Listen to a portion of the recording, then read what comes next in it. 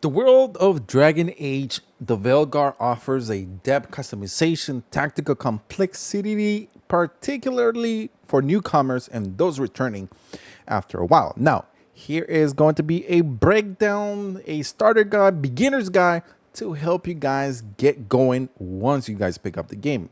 So let's get started first with the class base and also the playing style. So we got the warrior, perfect for those close combat tanking, specializing in defense, frontline, offense with either a sword, shield, or two-handed weapon. Then we got the rogue, ideal for stealthy, high damage tactics, either up close with daggers or range with a bow. Rogues are agile but need perfect positioning due to the light armor. Then we got the mage, which is a very powerful range specular who excels in utility, debuff, and healing. But the mages lack in physical defense to strategic positioning. It's very crucial. So out of those three, I will go with the rogue, warrior, and then mage.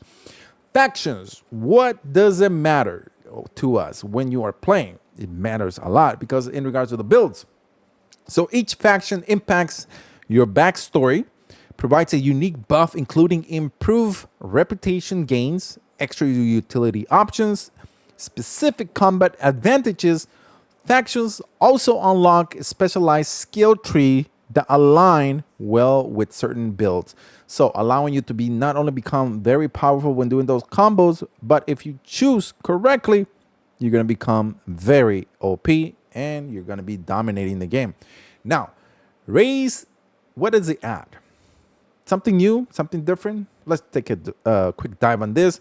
So the four playable races, which are going to be humans, elves, dwarves, and kunaris. Each of them offer a very unique cultural perspective, and it is going to affect the dialogue of choices, but don't influence gameplay stats directly. So that's a good thing.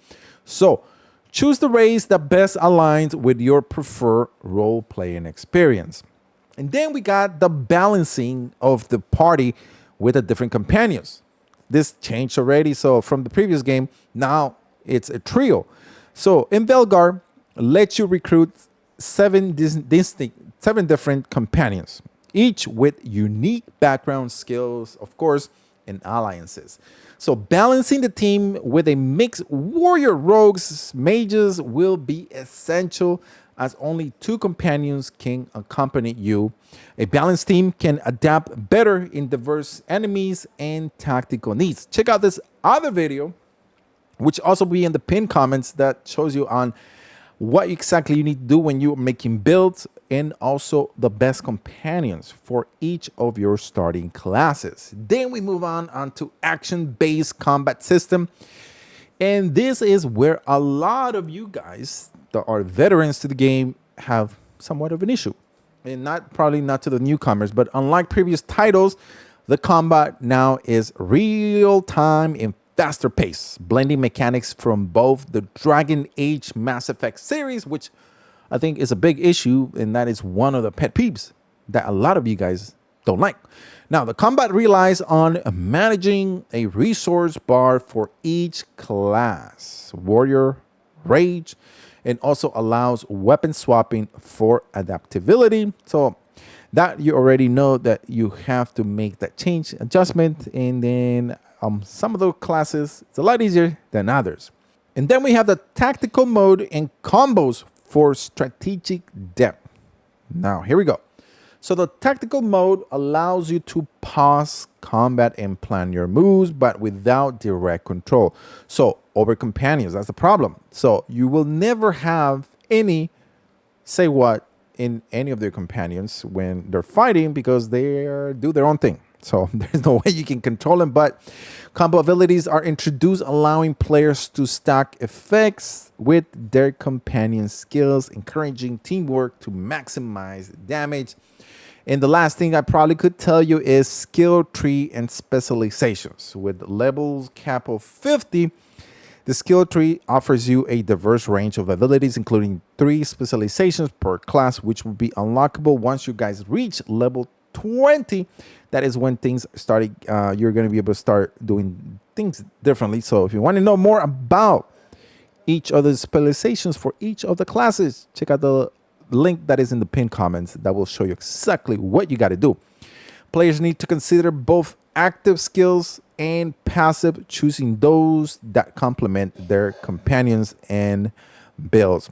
My suggestion here to you guys is focus more on passive skills, because with your passive skills, you will have it enabled at all times. So if you increase your damage against certain element, or if you increase your power against with an element damage, then that will be with you at all times. So if it is a 5, a 10%, opposed to the active skills, when you unlock them, you have to use different buttons, and something first has to happen, such as like the warrior.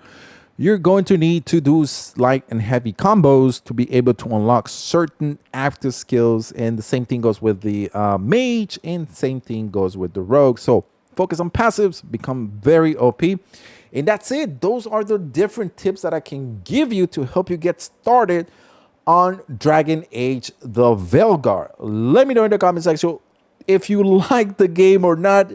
It seems like there's a big drama, especially for this game, but do or die for BioWare. So let's hope this one is a winner or not. Thank you guys for watching. We'll see you guys in the next video.